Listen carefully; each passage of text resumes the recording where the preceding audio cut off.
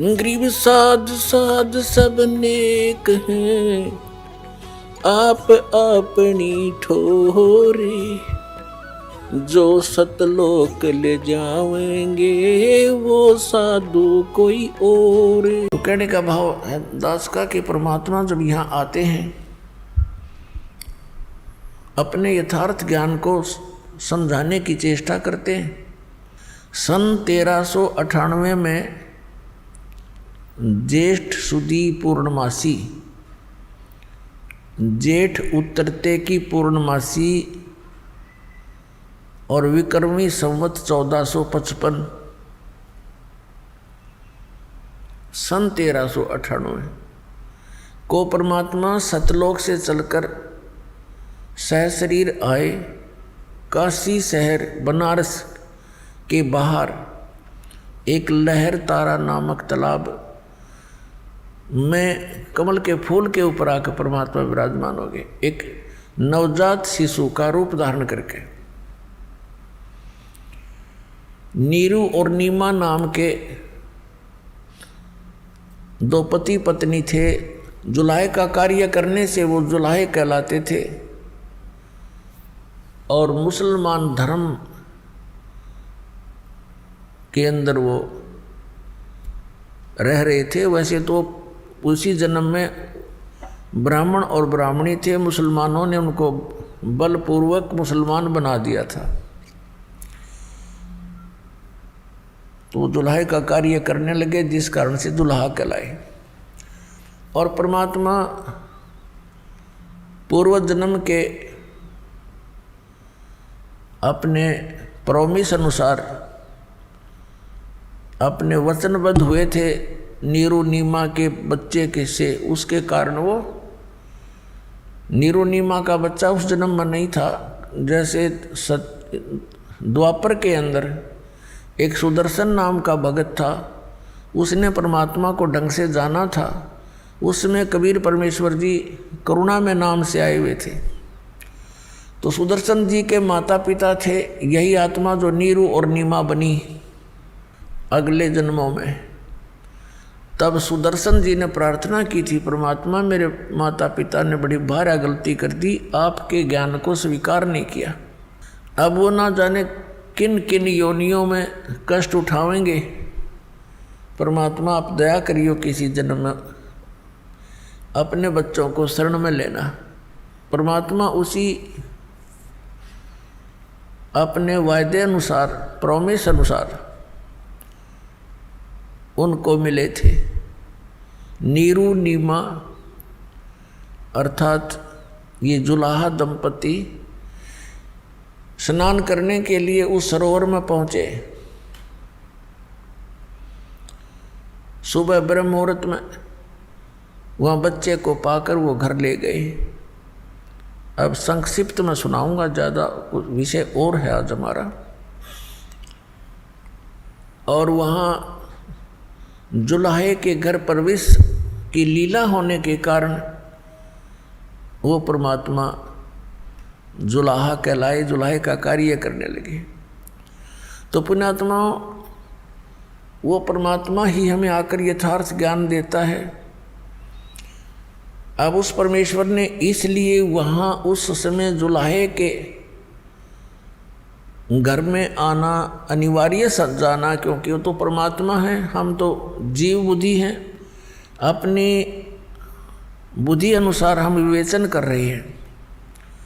परमात्मा ने ये जाना कि शूद्र जाति उस समय बहुत ही अछूत माने जाती थी और एक धारणा बनी हुई थी कि भक्ति मार्ग का काम तो ऋषि ब्राह्मणों का ही होता है और यही पार हो सकते हैं, यही भक्ति कर सकते हैं। दूसरी धारणा ये थी कि इन ब्राह्मण गुरुओं के शेष अधिकतर सेठ लोग होते थे, वो दान धर्म बहुत किया करते थे, वैश्य कुल के, और बाकी अन्य भी स्वर्ण जातियां भी उनकी शेष हुआ करती थी। और शूद्र को भक्ति का अधिकारी नहीं माना जाता था। उनको मंदिरों में जहाँ भी पूजा स्थल होते थे वहाँ जाना अलाउड नहीं था। तो परमात्मा ने ये सारी बेड़ियां हटाने के लिए, ये जो जकड़ रखा था समाज जाति मजहब के अंदर, उन सभी बंधनों को काटने के लिए, समाप्त करने के लिए परमात्मा आए थे। अब उन्होंने आकर के हमें क्या ज्ञान दिया? राम नाम रटते रहो,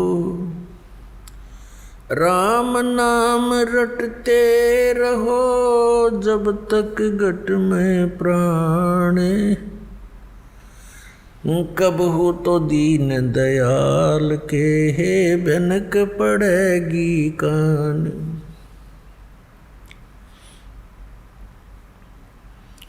मानुष जन्म पाए कर जो नहीं रटे हरि नाम,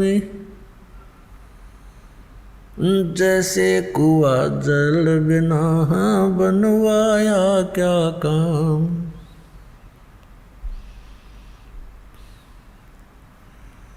कबीर हरि की भक्ति करो, तज विषियाँ रस चोज, बार बार ना पाओगे ये मनुष्य जन्म की मौज।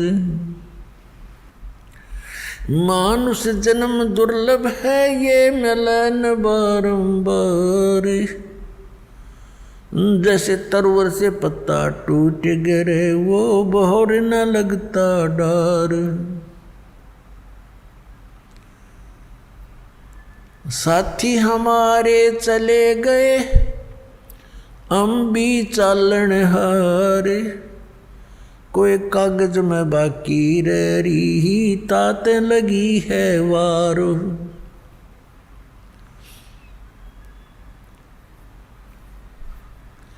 पतझड़ आवत देख कर बन रोवे मन माही, ये ऊंची टहनी पात थे अब पीले हो जाही।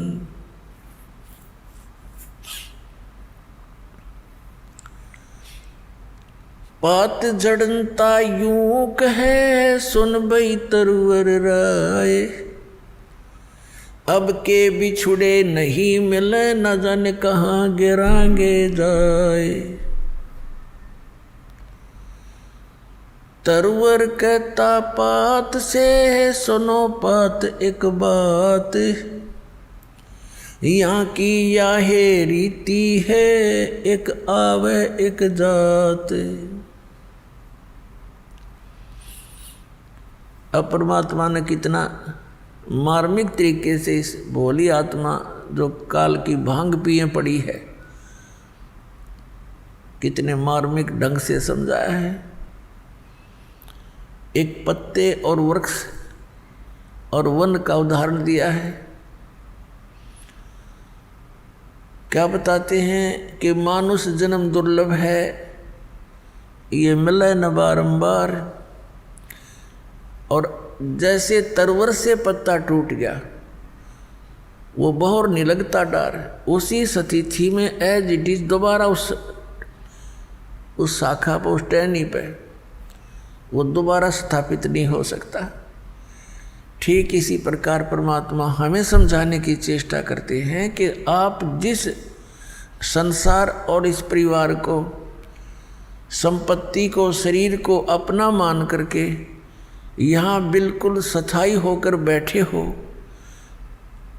ये ऐसी स्थिति है आपकी, जिस दिन आप इस टहनी से टूट गए फिर उस घर में, उसी स्थिति में दोबारा आप स्थान नहीं पा सकते।